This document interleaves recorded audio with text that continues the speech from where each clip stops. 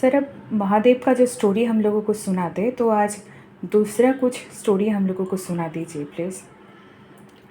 देखिए, महादेव तो आदि अनंत हैं और उनके बारे में खुद श्री हरि कहते हैं कि मैं महादेव के बारे में पूरा जानकारी नहीं दे सकता, बट हम उनके जीवन के अंश से सीखते हैं। तो मैं आपको महादेव के जो पार्वती के साथ विवाह हुआ, चूँकि पार्वती एक साधारण मानव थी और महादेव महाकाल, और जब शादी हो जाती है और पार्वती जब हिमालय में पहुंचते हैं तो खुला आसमान होता है। वो एक जो प्रिंसेस होती है वो खुले आसमान में पहुंचती है अपने पतिदेव के साथ में, महादेव के साथ में। और उनके जीवन का जो आरंभ होता है, वैवाहिक जीवन का आरंभ होता है। तो जैसे हर विवाहित जीवन में एक दूसरे पर शक होता है, एक दूसरे को जानने की लालसा रहती है, वैसे ही पार्वती के मन में महादेव को लेकर बहुत जिज्ञासा होता है कि ये कैसे रहते हैं, कैसे पहनते हैं, कहाँ जाते हैं, क्या करते हैं, किसी को नहीं खबर है। तो धीरे धीरे महादेव के ऊपर उन्हें भी कई तरह की बातें, संशय होता है, क्योंकि वो साधारण मानव होती हैं। तो कई बार उनका पीछा करती हैं। तो एक बार पीछा करती हैं, महादेव जब शाम को कहीं निकलते हैं तो पीछा करती हैं पार्वती, और देखती हैं कि महादेव एक गुफा में घुसे जा रहे हैं, चले जा रहे हैं अंदर में, और गुफा में चले जाते हैं। अंत में एक जगह पत्थर में वो जाकर बैठ जाते हैं और रोना बिलखना शुरू करते हैं, ध्यान मग्न होते हैं, खूब रोना शुरू करते हैं, एक बच्चे की तरह रोना शुरू करते हैं। पार्वती ये सब देखती है, सब चीज़ें वो देख लेती हैं। मुंडमाला पहनते हैं महादेव और रो रहे होते हैं। पार्वती वापस आती हैं और नंदी बाहर खड़े होते हैं। नंदी को पूछते हैं, नंदी ये तुम्हारे प्रभु का क्या है, क्या राज क्या है सब जो हो रहा है? वो कहते हैं, माते मेरे को इन सब चीज़ों से दूर ही रखिए तो अच्छा है, ये आप दोनों का विषय है, आप दोनों निपट लें, महादेव को कोई कुछ पूछ नहीं सकता है, अब आप ही पूछ सकते हैं तो पूछ लीजिए। पार्वती मन में गुस्से में भी होती हैं, जाती हैं, लेकिन ठीक है, अब जब प्रश्न पूछना हो अर्धांगिनी को तो अर्धांगिनी क्या करती हैं? तो सबसे अच्छा खीर बनाती हैं, महादेव को जो पसंद होता है वो खाना बनाते हैं।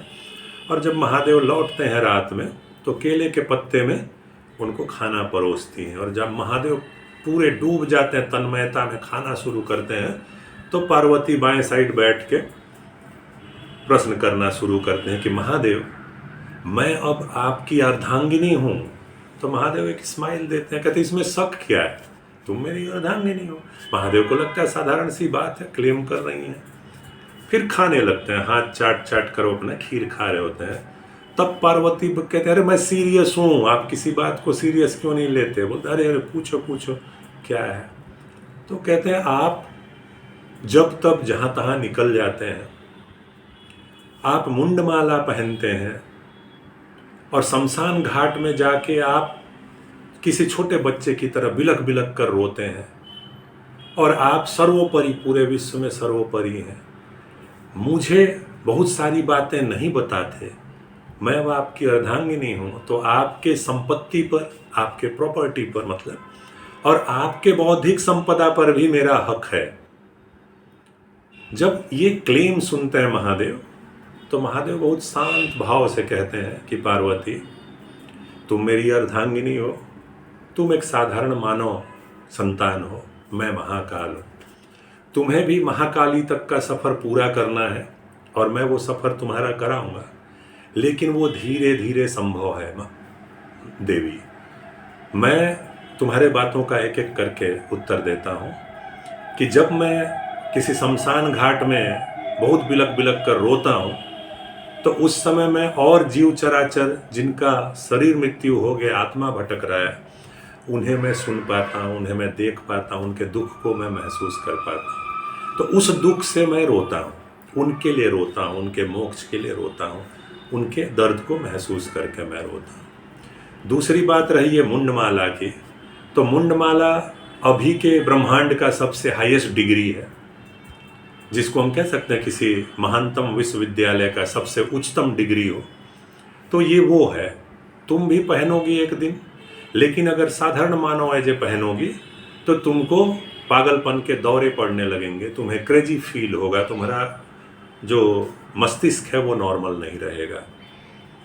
परंतु जब महाकाली हो जाओगी तो इसको धारण करने योग्य बनोगी। इसलिए मेरे अलावा और कोई विश्व में मुंडमाला धारण नहीं कर सकता, वो मैं अकेला करता हूँ। तो मैं ये हाईएस्ट डिग्री किसी यूनिवर्सिटी की हो सकती है। दूसरी बात जो तुमने और कहा कि मेरा आपके सभी संपत्ति पर, प्रॉपर्टी पर अधिकार है, निसंदेह तुम्हारा मेरे सभी प्रॉपर्टी पर अधिकार है। पर भारत में, इस विश्व में ज्ञान की जो परंपरा है पार्वती, वो ज्ञान की परंपरा सोपान से आता है, धीरे धीरे आता है। जब कोई बच्चा कक्षा 1 में प्रवेश लेता है, वहाँ से एक एक करके 2, 3, 4, 5 आगे सीखता है।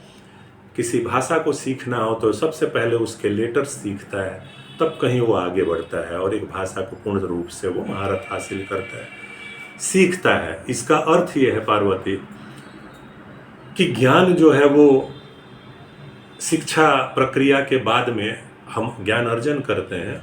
वह जो ज्ञान है वो हमारे इनर कॉन्शसनेस को हम ज्ञान कहते हैं। आत्म जागरूकता, जिस समय आपका पढ़ने से, अनुभव करने से जब आत्म जागरूकता होती है, इनर कॉन्शसनेस आपका जागरूक हो जाता है, खुल जाता है, तो उसे हम ज्ञान कहते हैं।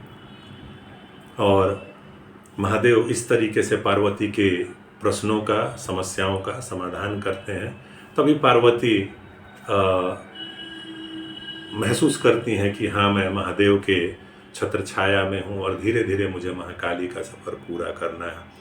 यहाँ मोरल ऑफ द स्टोरी ये है, हम कहें लर्निंग आउटकम ये है इस स्टोरी के पीछे में, कि वर्तमान में ग्लोबलाइजेशन के कारण, वैश्वीकरण के कारण आप देखेंगे कि हर यूनिवर्सिटीज़ में, हर छोटे छोटे संस्थानों में इंटेलेक्चुअल प्रॉपर्टी राइट्स के डिप्लोमा बिक रहे हैं। हम अर्न कर रहे हैं, लेकिन सच्चाई ये है किसी डिग्री से, किसी क्वालिफिकेशन से या किसी परीक्षा को पास कर लेने से हमारी अंतर जागरूकता नहीं पूरी तरह खुलती है। बजाय कि हमें अंतर जागरूकता खोलने के लिए उसको अनुभव करना होता है, उस दिशा में हमें प्रयास करना होता है। और जिस समय हमें हमारा अंतर जागरूकता जब पूरी तरह से खुल जाता है, उसे हम एक ज्ञानी व्यक्ति या ज्ञान परंपरा को जानने वाला व्यक्ति कहते हैं। और यह धीरे धीरे आता है, किसी इंडिविजुअल को आता है। महादेव कहते हैं कि किसी एक को उसके तपस्या से आता है। इसको इनहेरिट नहीं किया जा सकता, इसको एक पीढ़ी से दूसरे पीढ़ी ऐसे नहीं दिया जा सकता, किसी को छू कर दूसरे को नहीं दिया जा सकता। इसको प्राप्त करने के लिए आपको एक निश्चित तपस्या का रास्ता ही अपनाना पड़ेगा, तभी आप एक ज्ञान को अर्जन कर सकते हैं और महामानव बन सकते हैं।